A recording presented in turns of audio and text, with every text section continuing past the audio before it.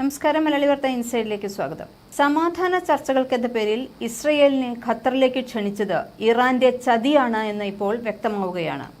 Israel സൈനിക തലവനെയും Mossad തലവൻ ഉൾപ്പെടെ ഇസ്രയേലിലെ പ്രമുഖരെയെല്ലാം ഒറ്റയടിക്ക് തീർക്കാനുള്ള ഒരു പദ്ധതി തന്നെയായിരുന്നു ഇറാന്റേത്. ഇതിനായി ഹിസ്ബുള്ളയ്ക്കും ഹമാസിനും രഹസ്യ നിർദ്ദേശം കൈമാറുകയും ചെയ്തിരുന്നു. ചർച്ചയിൽ പങ്കെടുക്കുന്നില്ല എങ്കിലും ഹമാസ് നേതാക്കൾ, അതും യഹ്യ സിൻവർ ഉൾപ്പെടെ, ഖത്തറിൽ എത്തിയിരുന്നു. എന്നാൽ ഇറാന്റെ നിർദ്ദേശത്തെക്കുറിച്ചുള്ള കൃത്യമായ വിവരം ഇസ്രയേൽ ഇന്റലിജൻസിന് ലഭിച്ചിട്ടുണ്ട്. ഇതിന്റെ തെളിവാണ് വെടിനിർത്തൽ ചർച്ചയുടെ ആദ്യ ദിവസം രാത്രി ഇസ്രയേൽ നേതാക്കൾ ദോഹയിൽ തങ്ങുന്നില്ല എന്ന് അറിയിച്ചതും രാത്രി നേതാക്കളെല്ലാം ദോഹയ്ക്ക് വെളിയിൽ താമസിച്ചതും.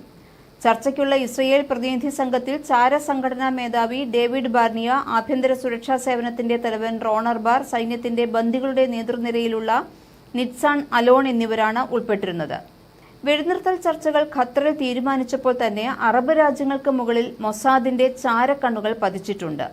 ഹനിയയെ ഇല്ലാതാക്കിയതുപോലെ തന്നെ സിൻവറിനെയും കൂട്ടാളികളെയും ഭൂമിയിൽ നിന്ന് തന്നെ ഇല്ലാതാക്കുമെന്നാണ് ഇസ്രയേലിന്റെ മുന്നറിയിപ്പുണ്ടായിരുന്നത്. എന്നാൽ ഹനിയെ വധത്തിന് പ്രതികാരം ചെയ്യുമെന്ന് ഇറാനും ഉറപ്പിച്ചിരുന്നു.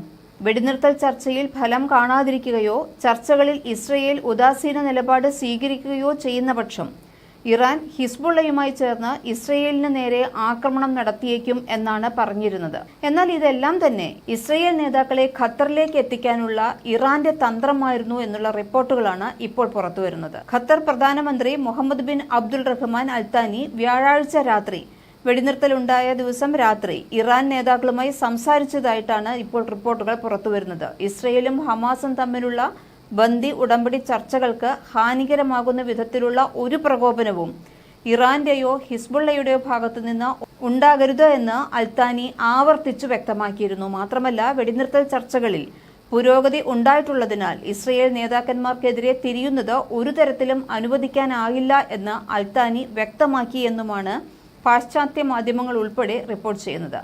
മാത്രമല്ല, ഇസ്രയേലിനെ ആക്രമിക്കരുത് എന്ന് ഹിസ്ബുള്ളയ്ക്ക് കർശന താക്കീതും ഖത്തർ നൽകിയിരുന്നു. ഇതിന്റെ ഭാഗമെന്നോണം ഹിസ്ബുള്ളയ്ക്ക് ഇസ്രയേൽ അതിർത്തിയിൽ നിന്ന് പിന്മാറേണ്ടിയും വന്നിട്ടുണ്ട്. ഇതിനാൽ ഇപ്പോൾ വ്യക്തമാകുന്നത് വ്യാഴാഴ്ച രാത്രി ഇറാന്റെ പ്ലാൻ അൽത്താനിയുടെ ഇടപെടൽ കാരണം നടന്നില്ല എന്നാണ്. 1996 മുതൽ ഖത്തർ ഇസ്രയേലുമായി അനൌദ്യോഗിക വ്യാപാര ബന്ധം സ്ഥാപിച്ചിരുന്നു. 2009 ഗാസയിലെ ആക്രമണത്തിന്റെ പേരിൽ ഇസ്രയേലുമായുള്ള ബന്ധം വിച്ഛേദിച്ചുവെങ്കിലും സാമ്പത്തിക കാര്യങ്ങളിലെല്ലാം ഖത്തർ ഇസ്രയേലുമായി ഒരു സൗഹൃദം എപ്പോഴും കാത്തുപോരുന്നുണ്ട്. ഇസ്രയേലുമായി വളരെ അടുത്ത ബന്ധമാണ് അമേരിക്കയ്ക്ക് എന്നുമുള്ളത്.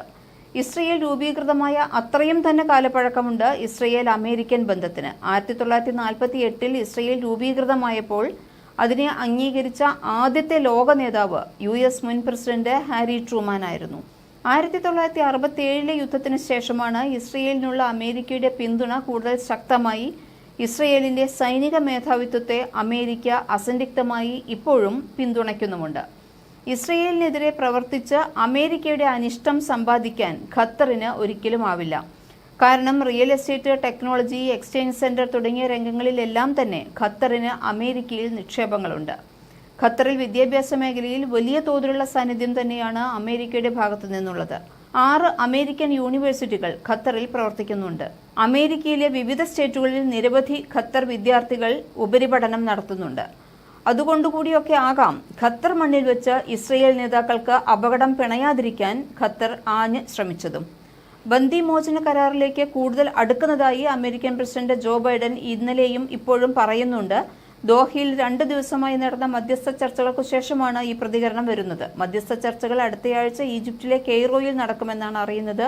കരാർ യാഥാർത്ഥ്യമാക്കാനുള്ള ശ്രമങ്ങളുടെ ഭാഗമായി US state secretary Antony Blinken തിങ്കളാഴ്ച ഇസ്രയേലിലേക്ക് പോകുന്നുണ്ട്.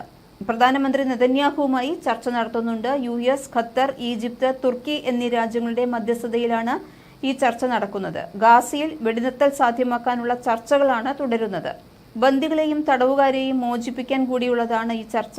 സമാധാന കരാറിലേക്ക് കൂടുതൽ അടുത്തിരിക്കുന്നതായാണ് US പ്രസിഡന്റ് ജോ ബൈഡൻ പറയുന്നത്. 3 ദിവസം മുമ്പുള്ളതിനേക്കാൾ കാര്യങ്ങളിൽ പുരോഗതിയുണ്ട് എന്നാണ് അദ്ദേഹം അവകാശപ്പെട്ടത്. കരാറിന് അടുത്ത ആഴ്ചയോടെ അന്തിമ രൂപം കൈവരിക്കുമെന്ന് മധ്യസ്ഥരായ ഖത്തർ, അമേരിക്ക, ഈജിപ്ത് രാജ്യങ്ങൾ സംയുക്ത പ്രസ്താവനയിൽ അറിയിച്ചിട്ടുമുണ്ട്. അടുത്ത ആഴ്ച അവസാനത്തോടെ കെയ്റോയിൽ വീണ്ടും ചേരുമെന്നുമാണ് ഇവർ അറിയിക്കുന്നത്. ഈജിപ്തിൽ ചർച്ച വെച്ചാലും പക്ഷേ ഹമാസ് അതിനോട് സഹകരിക്കില്ല എന്ന് തന്നെയാണ് തോന്നുന്നത്. കാരണം കഴിഞ്ഞ ദിവസം ഗാസ പട്ടണമായ സംവേദയിൽ ഇസ്രയേൽ നടത്തിയ ആക്രമണത്തിൽ കൊല്ലപ്പെട്ടത് ഒരു കുടുംബത്തിലെ 17 പേരാണ്. ഒരു ഭാഗത്ത് സമാധാന ചർച്ചകൾ നടക്കുന്നുണ്ട് എങ്കിലും ഇസ്രയേൽ തന്റെ ആക്രമണവും തുടരുന്നുണ്ട്. മരിച്ചവരിൽ 8 കുട്ടികളും 4 സ്ത്രീകളും ഉൾപ്പെടുന്നുവെന്ന് ഗാസൻ ആരോഗ്യ അധികൃതർ അറിയിച്ചു. വെടിനിർത്തൽ ചർച്ചകളിൽ പുരോഗതി ഉണ്ടായി എന്ന റിപ്പോർട്ടുകൾക്കിടയിലും ഗാസയിലെ വിവിധ മേഖലകളിൽ പലായന ഉത്തരവുകൾ പുറപ്പെടുവിച്ചിരിക്കുകയാണ് ഇസ്രയേൽ. എന്നാൽ തങ്ങളുടെ സൈനികർക്ക് നേരെ റോക്കറ്റുകൾ തൊടുത്ത പ്രദേശത്തെ തീവ്രവാദ കേന്ദ്രങ്ങളിലാണ് ആക്രമണം നടത്തിയത് എന്നാണ് ഇസ്രയേൽ സൈന്യത്തിന്റെ ആരോപണവും. മലയാളി വാർത്ത ഇൻസൈഡ്.